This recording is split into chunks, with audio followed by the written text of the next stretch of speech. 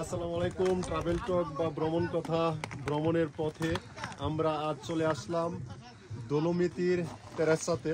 এটাকে দোলমিতির তেরেসা বলা হয়, অর্থাৎ দোলমিতি এলাকায় যতগুলা পর্বত আছে সেই পর্বতগুলোর মধ্যে সর্বোচ্চ চূড়া এটা 2950 মিটার উপরে আমরা চলে আসলাম আজকে।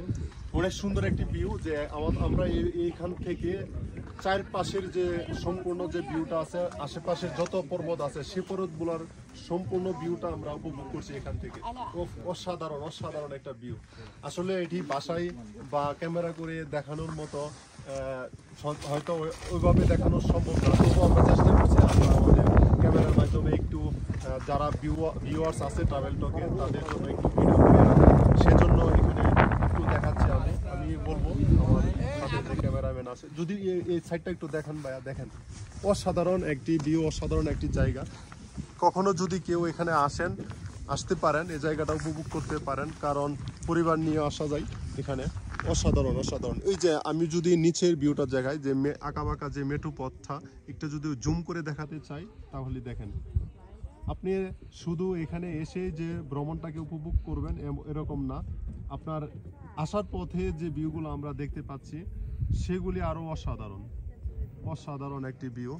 তো আশা করি আপনারা ভিডিওটা উপভোগ করবেন এবং এখানে আসবেন কেউ যদি কখনো আসেন। শ্বাসপর্দয় ভ্রমণের মূল উদ্দেশ্য ছিল নবদম্পতি সারোয়ার হোসেন ভাই, আয়ারল্যান্ড প্রবাসী, এবং আনিতা রহমান, ইতালির ভেনিসে থাকে, তাদের দুজনকে কেন্দ্র করে আমাদের এই ভ্রমণে আসা। তো দেখতে পাচ্ছেন খুব সুন্দরভাবে তারা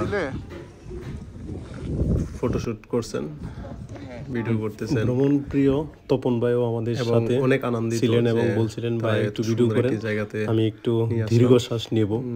এই নির্মল প্রকৃতিতে বেশি এনজয় করতে, আকাশের দিকে তাকিয়ে পাখির মতো উঠতে তার মন চাইল, তাই সে দুই হাত ছড়িয়ে একটু দীর্ঘ নিঃশ্বাস নিচ্ছেন, আমি ভিডিও করতেছিলাম। তো আসলে ভালো লাগার একটি মুহূর্ত, সুন্দর একটি জায়গা যেহেতু, তো তার আপত্তি আমি আর অমান্য করলাম না এবং তার মতো করে আমিও শুরু করলাম যে আমিও একটু দীর্ঘশ্বাস নিই, পাখির মতো হাত ছড়িয়ে নিজেকে একটু রিফ্রেশমেন্ট দেওয়ার জন্যই এই বরফের চাদরে ঢাকা এই বরফে এভাবে হাত ছড়িয়ে আসি।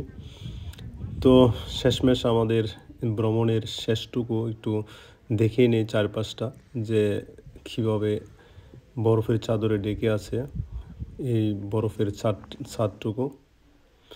একটু নিশ্চুপভাবে দাঁড়িয়ে দেখতেছিলাম, জায়গাটা উপভোগ করতেছিলাম, যে শেষমেশ একটু দেখে নেই ভালোভাবে। আমার দিকে সবাই ভালো থাকবেন, আল্লাহ হাফেজ। আবার অন্য কোনো ভিডিওতে আপনাদেরকে নিয়ে আসবো।